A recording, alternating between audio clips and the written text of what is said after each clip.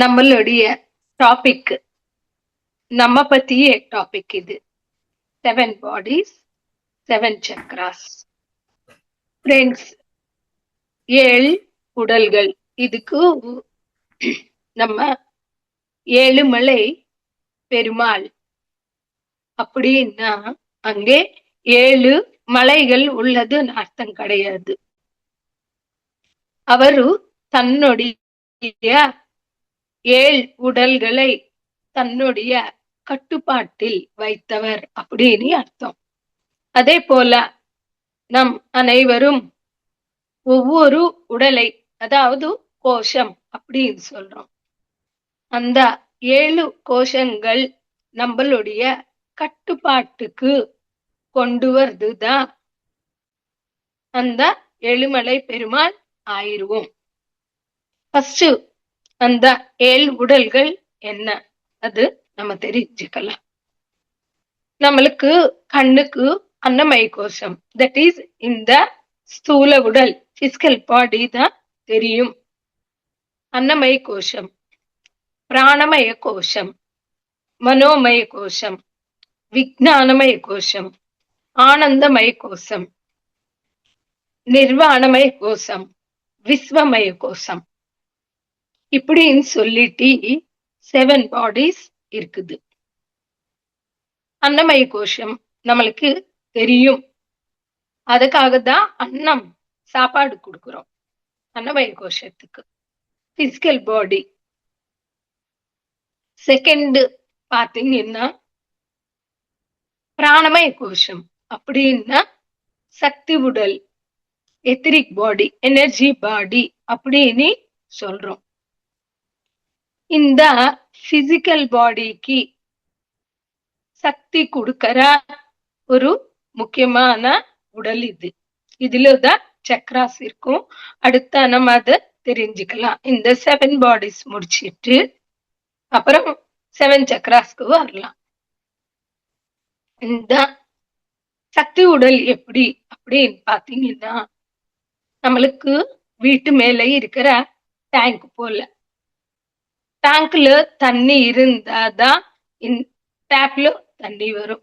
அத போல சக்தி உடல் சக்தி வாய்ந்ததா இருக்கும் பொழுது, சக்தியோடு இருக்கும் பொழுது இந்த பிசிக்கல் பாடிக்கு சக்தியை சப்ளை பண்ணுது.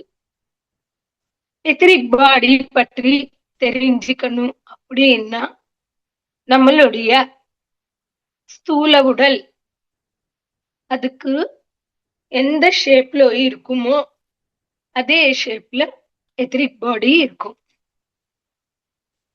இது ஆரோக்கியம் இருக்கிறது பொறுத்து, சக்தி இருக்கிறது பொறுத்து இருக்கும்.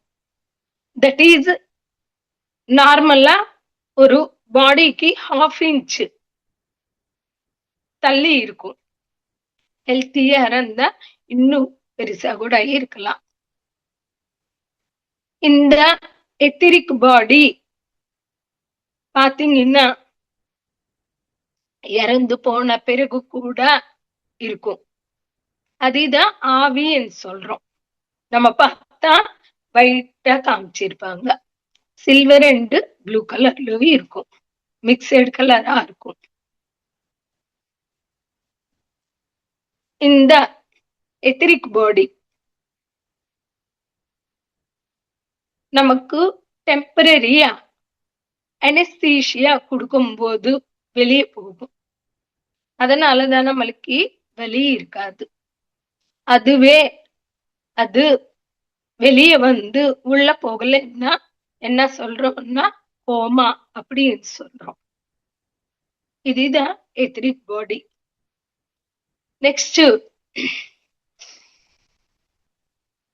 மனோமய கோஷம் அப்படின்னா மனம், அதுதான் மனோமய கோஷம்.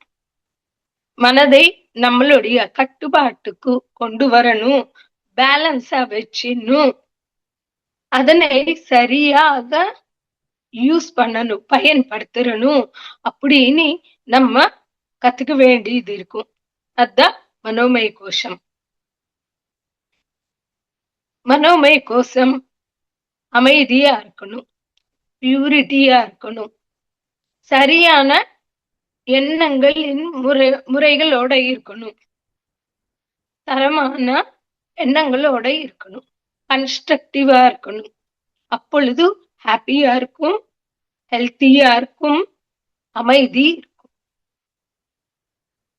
இதுக்கு தியாகராய அவர்கள் சொல்வாரு, சாந்தமுலேக சௌக்கியமுலேது. அப்படின்னா சாந்தியா இருக்கணும், மனம் அமைதியா இருக்கிறது தான் மோட்சம் சொல்லுவார் குருஜி. அப்போ எவ்வளவு ஜாக்கிரதையா அதனை பார்த்துக்கணும். அடுத்தது பாத்தீங்கன்னா ஆனந்தமய கோஷம்.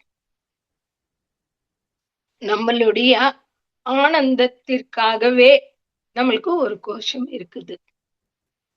நம்ம நல்ல புக்கு ரீட் பண்ணோம், சங்கீதம் கேட்டோம், நல்ல விஷயங்களை ரசிச்சோம், நல்ல ஐட்டம் சாப்பிட்டோம். இந்த இந்திரியங்களால, தட் இஸ் சென்ஸ் ஆர்கான்ஸ்னால எதை கொடுத்தாலும் ஆன்மாவுக்கு போய் சேருது. எப்பொழுது ஆன்மாவுக்கு போய் சேருதோ அங்கே நம்மளுக்கு ஆனந்தம் வருது. இப்போ வயிற்று ஃபுல் ஆகணும்னா எதை வேணாலும் சாப்பிடலாம், வயிறு ஃபுல் ஆயிடும். ஆனா நம்ம சாப்பிடுற ருசி இருக்குது பாத்தீங்களா, அது ஆன்மாவுக்கு போகும். அப்போதான் திருப்தியா இருக்கும். வயிற்று நிரம்பினா திருப்தியா இருக்காது, பசி தீரும் ஆனா திருப்தி இருக்காது.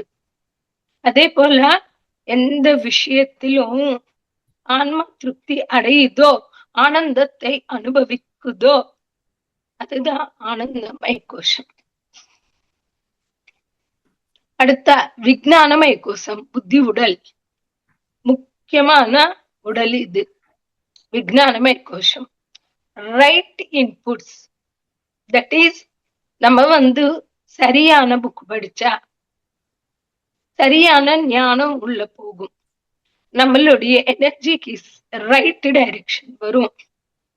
அதே போல புத்திமய கோஷத்தை நம்ம சரியாக கொடுக்க வேண்டிய புக் ரீடிங், ஆன்மீக புக்ஸ் கொடுக்கலன்னா அது டெவலப் ஆகாம இருக்கும், சுருங்கி போய் இருக்கும். ஒன் ஆஃப் அவர் பாடி, அத பத்தி நம்ம கேர் எடுத்துக்கணும்.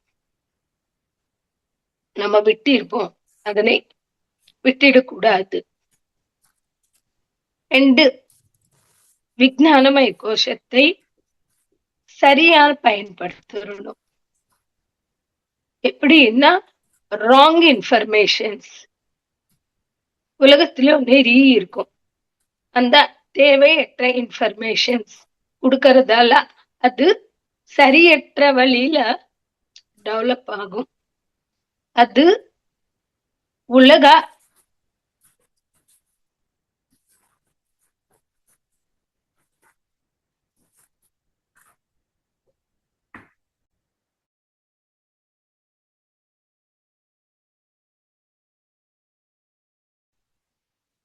புக் ரீடிங், ஸ்டோரி புக்ஸ் படிப்பாங்க. யாரு சின்ன வயசுல கதைகள் கேட்கறது, நல்ல ஸ்டோரி புக்ஸ் படிக்கிறது, அவங்க வாழ்க்கையில அவங்கள தங்களை சரியான வழியில மோல்டு பண்ணிக்க முடியும். இது விஞ்ஞானமய கோஷம்.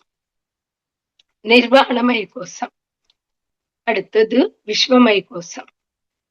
இப்போ இந்த 5 உடல்கள் பூமிக்கு சம்பந்தப்பட்டது. அதுக்காகதான் பஞ்ச கோஷங்கள் தாண்டினாதான் முக்தி. சரி, பஞ்ச கோஷங்கள் தாண்டணும் சொல்றோம், அப்படின்னா அர்த்தம் என்ன?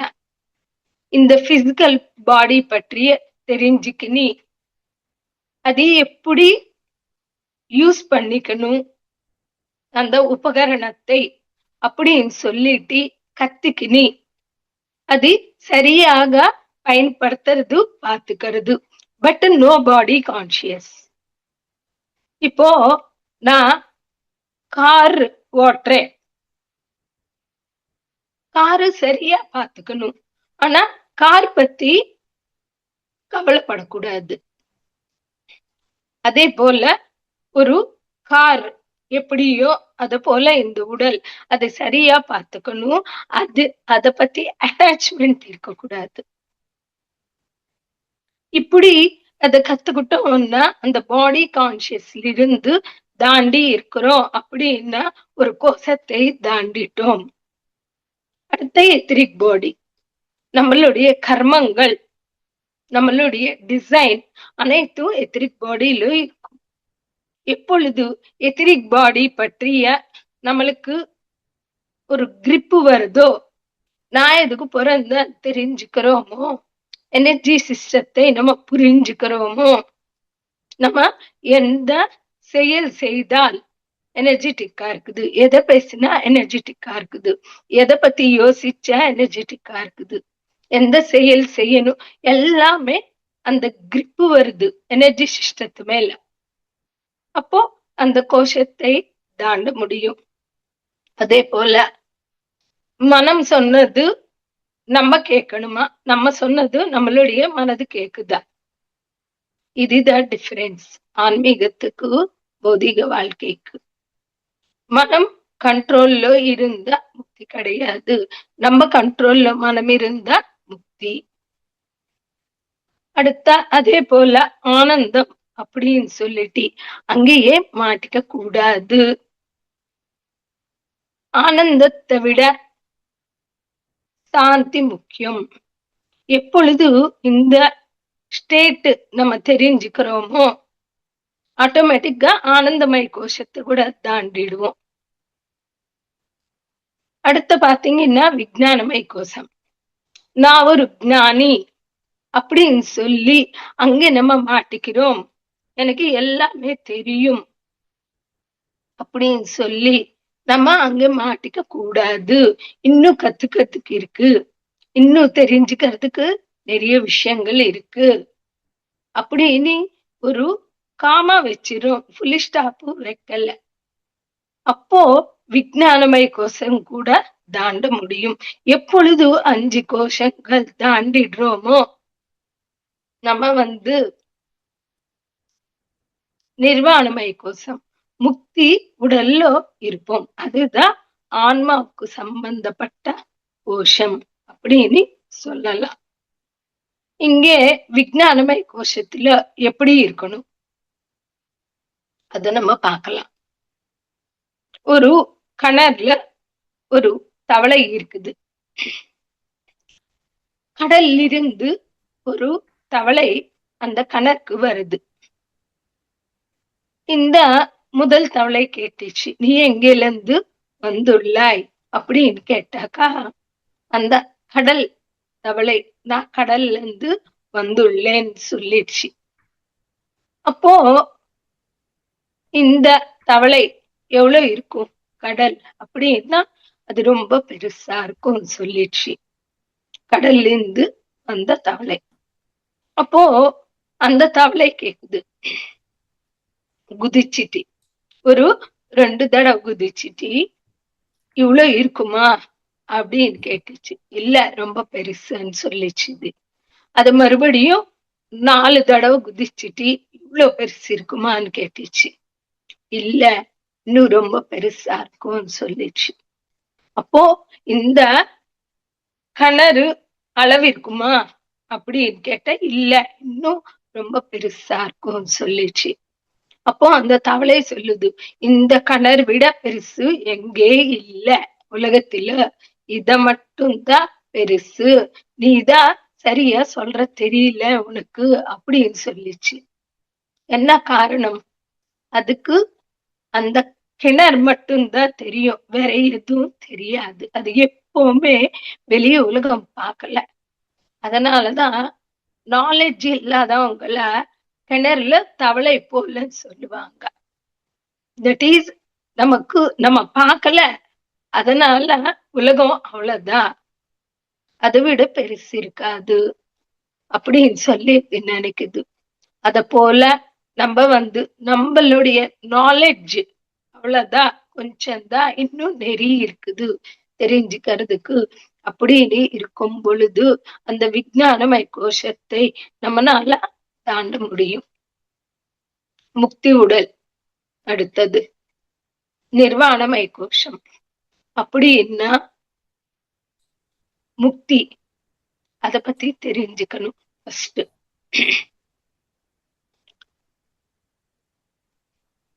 எப்படி இருக்கும் முக்திக்கு முக்கியமானது ஒரு பேசிக் பகவத்கீதையில வருது. சீதோஷ்ணா சுக துக்கம் மானாவமானம் அப்படின்னு சொல்லி இருக்கும். தட் இஸ் இந்த பிசிக்கல் பாடிக்கு சம்பந்தப்பட்டது. சீதளம் உஷ்ணம், சுகம் துக்கம் எதுக்கு இருக்குது? மனதுக்கு இருக்குது. மானம் அவமானம் புத்திக்கு இருக்குது. இந்த 3 ஸ்டேட்ஸ்ல நம்மளுக்கு டியூயலிட்டி இருக்கும். பாபம் புண்ணியம், சுபம் அசுபம்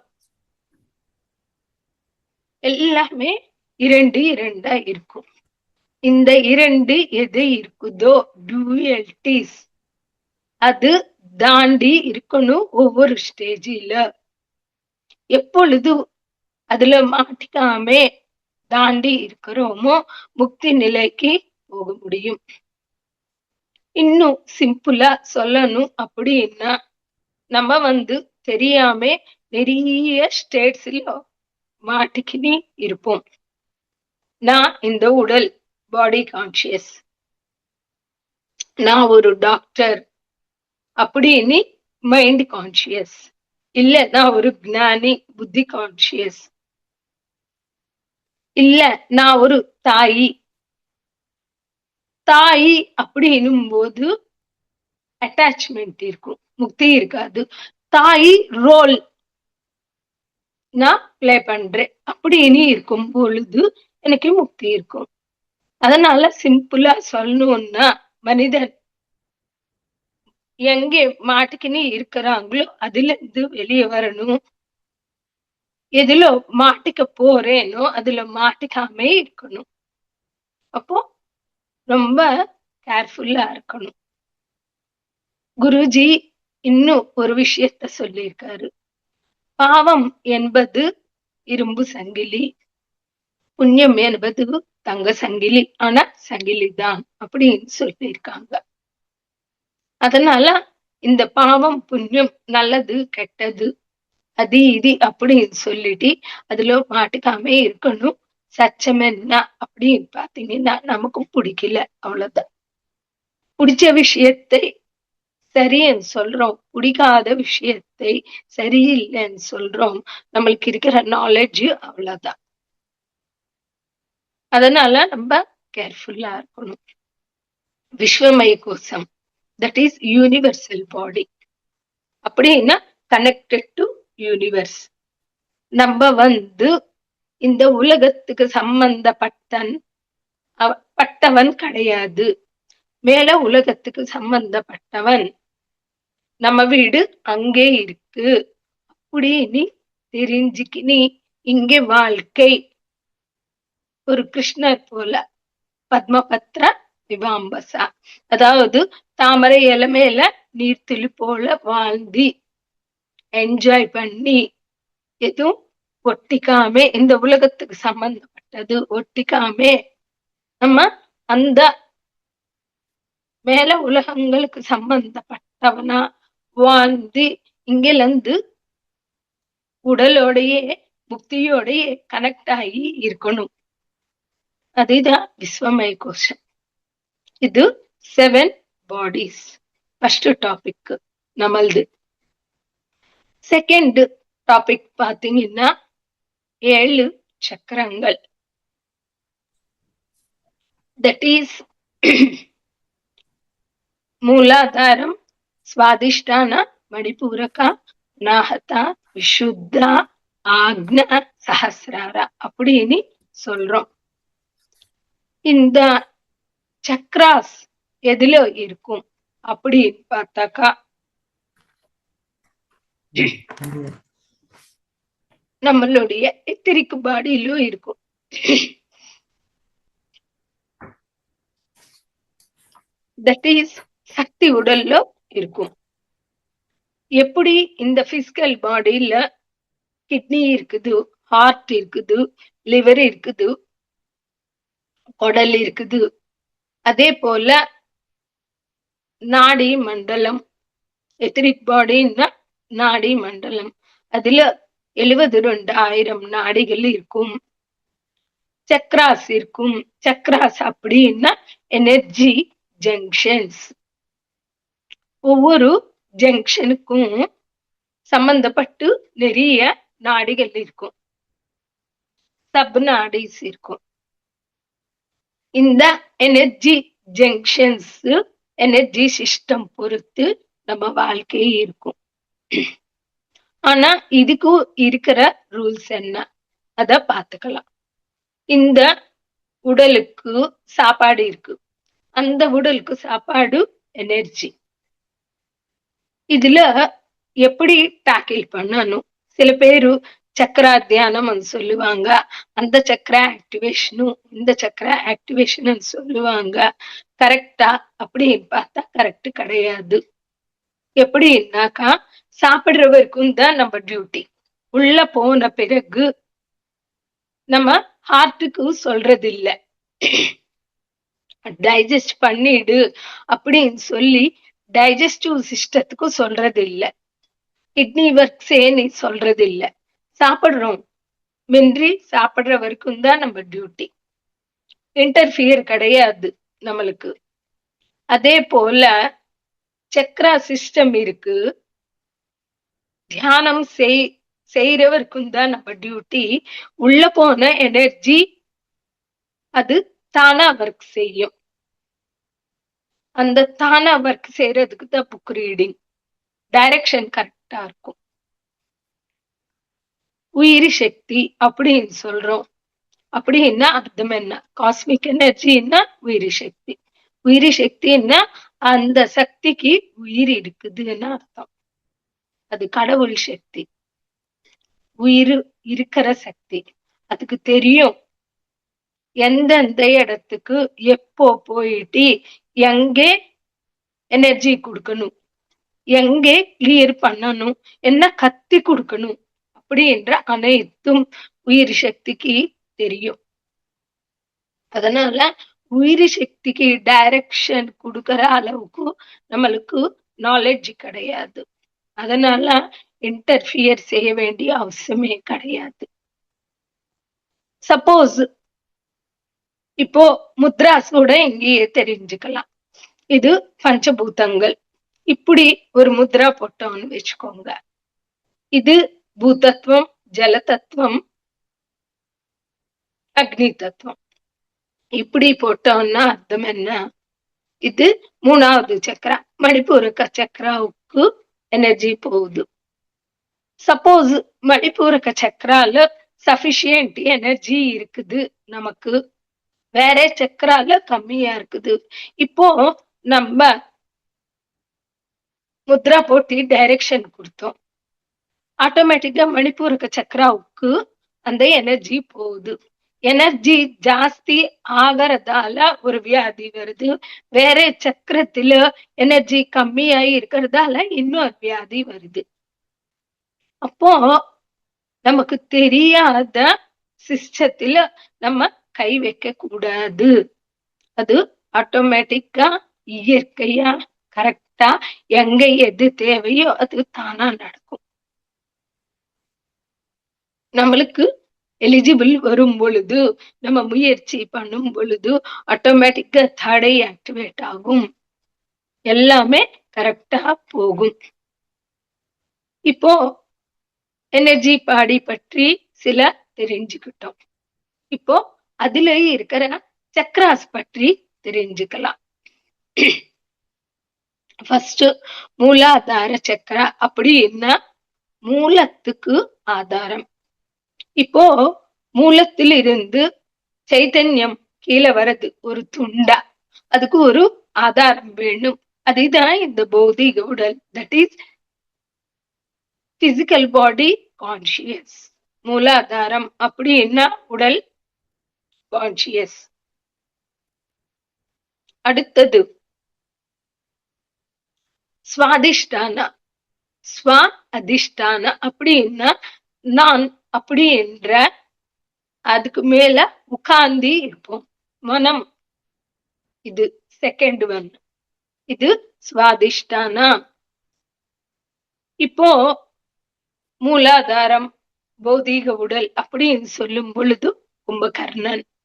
சாப்பிடுறது, தூங்குறது, அவ்வளவுதான்.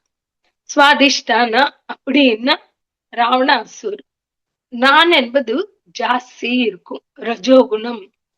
எல்லாமே எனக்கு தான் வேணும், நீங்க சாப்பிடுறது கூட எனக்கே வேணும், அனைத்தும் எனக்கே வேணும் அவங்களுக்கு இருக்கும். ஆனா அவங்க ஓடுவாங்க.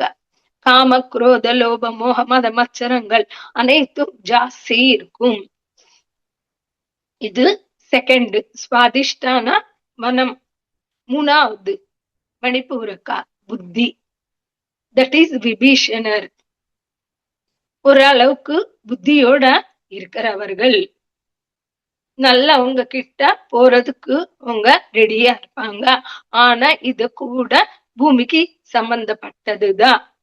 Lower chakras, that is Muladhara, Swadhisthana, மணிப்பூரக்கா. உடல், மனம், புத்தி, இது மூணுமே உலகத்துக்கு சம்பந்தப்பட்ட சக்ராஸ், லோயர் சக்ராஸ். அதோ சக்கரங்கள். இப்போ மணிப்பூரக்குள்ள பாத்தீங்கன்னா மேல நல்லா பேசுவாங்க, ஞானி மாதிரி இருப்பாங்க. ஆனா உள்ள ஞானம் இருக்காது, அவங்க வாழ்க்கையில ஞானம் இருக்காது. மணி போல இருக்கும், மேல பல பல அணி இருக்கும், உள்ள எதுவுமே இருக்காது. இதுதான் மணிப்பூரக்கா. இவங்க இப்படி இருப்பாங்க. ஃப்ரண்ட் ஒரு மாதிரி பேசுவாங்க, நம்மளுடைய பேக்கு இன்னொரு மாதிரி பேசுவாங்க. உலகத்துல இந்த மாதிரி மக்கள் அதிகமா இருப்பாங்க. அடுத்த அனாஹத்தா அப்படின்னு இருக்கும் பொழுது சைலன்ஸ். ஆஹத்தான்னா சவுண்ட், அனாஹத்தான்னா சைலன்ஸ். இந்த உலகத்தோட நம்மளுக்கு ஒரு ஸ்டேஜில் வெறுப்பு வரும், ஏதோ இருக்கு இன்னும் அப்படின்னு சொல்லி நம்ம ஒரு தேடுதலுக்கு போற ஸ்டேட்டுக்கு வருவோம். தட் இஸ் பௌதீகம், அந்த பக்கம் ஸ்பிரிச்சுவாலிட்டி. இது அனாஹத்த சக்கரம். அப்போ சைலன்ஸ் வேண்டும் அப்படின்னு நம்மளுக்கு தோணும். அடுத்த பாத்தீங்கன்னா விஷுத்தா. விஷுத்த சக்கரா மதர் தெரீசா, காந்திஜி, உலக சேவை. ஆன்மீகமா பார்த்தா விஷுத்த, விசேஷமான சுத்த நிலை. எப்பொழுது நம்ம விஷுத்த சக்கர ஸ்டேட்டுக்கு வர்றோமோ நம்மளுடைய கர்மங்கள் எரியப்பட்டு நம்ம அடுத்த ஸ்டேஜ் தேர்டைக்கு போறோம், ஆக்னா சக்ரா. இதுக்கு ரமண மகர்ஷி அவர்கள் உதாரணமா இருக்கிறாரு. தட் இஸ் அவரு ஆன்ம ஜானி. தன்னுடைய பிறவிகள் பற்றி, தாம் பற்றி, தன்னுடைய பிறப்பு பர்பஸ் பற்றி அனைத்தும் தெரிந்து கொண்டவர். ஆனா இங்கே வரவேண்டியதுதான். ஆக்னா சக்கரத்தில் இறந்து போனா கூட மறுபடியும் வரவேண்டியதுதான். அவங்க கிட்ட வர உங்களுக்கு சொல்லியிருக்காரு. தவித்து அவரு போதனை செய்யல வெளிய எங்கேயும். அவரு ஆன்மஜானி ஆயிருக்காரு, பிரம்மஜானி ஆக வேண்டும். பிரம்மஜானின்னா கிருஷ்ணர், ஜீசஸ் கிரைஸ்ட், முகமது பிரவக்தா, மகாங்கள். அதனால ஆக்னா சக்கரால இருந்து சகசிராரத்துக்கு போக வேண்டியது இருக்கும். சகசிராரத்துக்கு போனா வர வேண்டிய அவசியம் இல்லை. அதனால சகசிராரத்தை சக்கரான்னு சொல்ல மாட்டோம், ஷட் சக்கரா. தட் இஸ் ஷெட்டன்னா 6 சக்கரங்கள். அதாவது ஏழாவது நிலை சகசிரார நிலை. எப்பொழுது இந்த 6 சக்கரா ஸ்டேஜிலோ நம்ம சேவை செய்யறோமோ அதோடு சேர்த்து ஆன்மீக சேவையும் செய்யறோமோ, டீச்சிங் செய்யறோமோ, ஆன்மீகத்துக்கு சேவை செய்யறோமோ, அனைத்து விதத்தில் மறுபடியும் வர வேண்டிய அவசியம் கிடையாது. ஹையஸ்ட் முக்தி ஸ்டேட் நம்மளுக்கு கிடைச்சது அப்படின்றது அர்த்தம். நெக்ஸ்ட் இன்னொரு வகையில இந்த 7 சக்ராஸ் பார்ப்போம். ஆரோக்கியம் அதுல பார்ப்போம். நம்மளுக்கு மூலாதார சக்ரா, அது அந்த சக்ரால எனர்ஜி சரியா இல்ல, அந்த சக்ரா டேமேஜ் ஆயிடுச்சுன்னா நம்மளுக்கு அந்த செக்ஸுவல் பார்ட்ஸ் அங்கே இருக்கிற சம்பந்தப்பட்ட பார்ட்ஸ் டேமேஜ் ஆகும். அடுத்த நம்மளுக்கு தொப்பல் கீழ் இருக்குது சுவாதிஷ்டான சக்கரா, அது டேமேஜ் ஆயிடுச்சுன்னா யூட்ரஸ் ப்ராப்ளம்ஸ், கிட்னி ப்ராப்ளம்ஸ் வர்றதுக்கு வாய்ப்பு இருக்கும். அடுத்த மணிப்பூரகா, அங்கே digestive system, pancreas, that is sugar வர்றதுக்கு வாய்ப்பு இருக்கும்.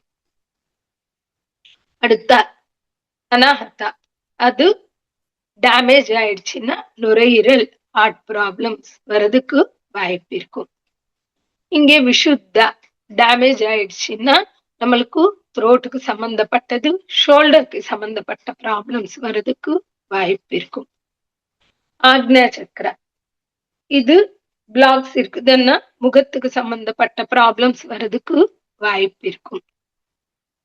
சகசிராரா, தலைக்கு சம்பந்தப்பட்ட ப்ராப்ளம்ஸ் இருக்கும்.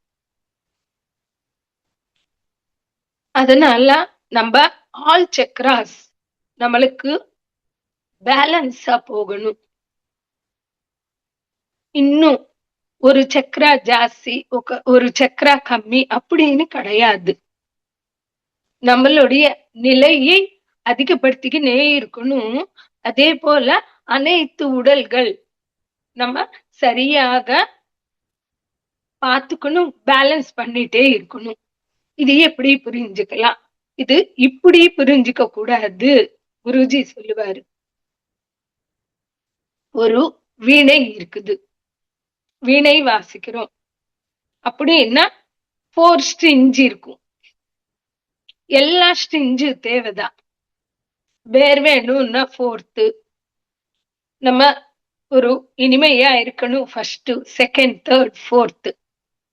அது அந்த ஸ்ட்ரிஞ்சஸ் சைடு பை சைடு இருக்கும், மேல கீழே இருக்காது. அத போல நம்மளுக்கு உடல் தேவை, மனம் தேவை, புத்தி தேவை, சைலன்ஸ் தேவை. நம்மளோட கர்மங்கள் அனைத்தும் எரிஞ்சு போகணும், நம்ம பற்றி நமக்கு தெரியணும், நம்ம முக்தி நிலையில இருக்கணும், சேவை செய்யணும், அனைத்தும் தேவை. அதனால ஒரு சக்கரா கிரேட், இன்னும் சக்கரா கம்மி அப்படின்றது கிடையாது. அவற்றை சரியா நம்ம சரியான வழியில பேலன்சிங்க சரியா யூஸ் பண்ணி சரியா போறோமா இல்லையான்றது பாயிண்ட். நெக்ஸ்ட் பாத்தீங்கன்னா 7 உலகங்கள். ஆக்சுவலா இது 14 உலகங்கள் சொல்லுவாங்க. அதோ உலகங்கள் ஊர்துவ உலகங்கள், that is lower world's, higher world's அப்படின்னு சொல்றோம். நம்ம பூமி பாத்தீங்கன்னா ஹையர் வேர்ல்ட்ல ஃபர்ஸ்ட் வேர்ல்டு. இங்கிருந்து பூலோக, புவர்லோக, சுவர்லோக, மகாலோக, ஜனாலோக, தபோலோக, சத்தியலோகம், 7 உலகங்கள். கீழே இருக்கிறது அத்தல, வித்தல, சுத்தல, ரசாத்தல, மகாத்தல, தலாத்தல, பாத்தாள உலகம்.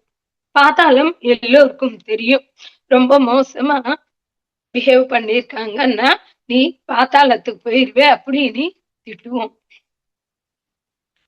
அதனால அவற்றை லோயர் வேர்ல்ட்ஸ், அதோ உலகங்கள். நம்ம இருக்கிறது ஊர்துவ உலகத்துல ஃபர்ஸ்ட் வேர்ல்டு, பூலோகம். இங்கே நம்ம செய்யற செயல் பொருத்தி, கர்மங்கள் பொருத்தி நம்ம போற உலகங்கள் இருக்கும். எப்படி? இப்போ ஒரு இன்ஜினியரிங் எக்ஸாம் எடுத்துக்கலாம். நமக்கு வர ரேங்க், நமக்கு வர மெரிட் பொருத்தி நம்மளுக்கு போற காலேஜஸ் இருக்கும். தட் இஸ் நம்ம பர்ஃபார்மன்ஸ் கம்மியா இருக்குது. ஒரு சுமார் காலேஜ்ல வரும் இன்ஜினியரிங் காலேஜ். அதுவே நல்ல மெரிட்ல இருக்கிறோம். ஒரு அண்ணா யூனிவர்சிட்டியில வரும் நம்மளுக்கு. இன்னும் மெரிட் இருக்கு. ஒரு பிட்டுல வரும், ஒரு நிட்டுல வரும், இன்னும் ஐஐடில வரும். தட் இஸ் நம்மளுடைய பர்ஃபார்மன்ஸ் பொறுத்து நம்ம போற உலகங்கள் இருக்கும். இங்கே பாத்தீங்கன்னா நம்ம இன்னும் நான்வெஜ் சாப்பிடுறோம். இறந்து போன பிறகு புவர்லோகத்துக்கு போயிருவோம். அடுத்த நான்வெஜ் விட்டோம், ஆனா பூஜை விடல, சுவர்லோகம் போயிருப்போம். புண்ணியங்கள் செய்றோம், மகாலோகத்துக்கு போயிருப்போம். மகா காரியங்கள் செய்றோம், ஜனாலோகத்துக்கு போயிருவோம். நல்ல தீவிர தியானம் செய்றோம், தியானத்தை சொல்லி கொடுக்கிறோம், தீவிரமா செய்றோம், தப்போ உலகத்துக்கு போறோம். அங்கே யுக்தேஸ்வர மகாகிரி அவங்க எல்லாம் இருப்பாங்க. இரண்ய உலகம் அவங்களோட சொல்லுவாரு ஒரு யோகியின் சுயசரித்தத்துல. அடுத்த எதை நம்ம கத்துக்கிட்டோமோ சத்தியத்தை தியானம் வாயிலாக, ஆன்மீகம் வாயிலாக கத்துக்கிட்டோமோ அதனை சத்தியத்தை தெரிந்து கொண்டு கடைபிடித்து சத்தியத்தை காட்டும் பொழுது, சத்தியத்துடனே வாழும் பொழுது சத்திய உலகத்துல நம்ம இருக்க முடியும். சத்திய உலகம்னா விஷ்ணுமூர்த்தி இருக்காரு, சிவன் இருக்காரு, பிரம்மா இருக்காரு, நிறைய பேர் இருக்கிறாங்க. அப்போ நம்ம சத்திய உலகத்துக்கு போக முடியும். சத்திய உலகத்துக்கு சம்பந்தப்பட்டதுதான் பிரமிட். அதனால அந்த சத்தியத்தில் வாழணும். நான் ஆன்மா, அனைவரும் ஆன்மக்கள் தான். நான் பரமான்மா, அனைவரும் பரமான்மா தான். அதனை சொல்றதில்ல, கேட்கறதில்ல, படிக்கிறதில்ல, எழுதுறதில்ல, காட்டணும். உணரணும், உணர்ந்தது காட்டணும். காட்டும் பொழுது அந்த சத்தியத்தில் வாழும் பொழுது சத்திய உலகத்துக்கு போக முடியும்.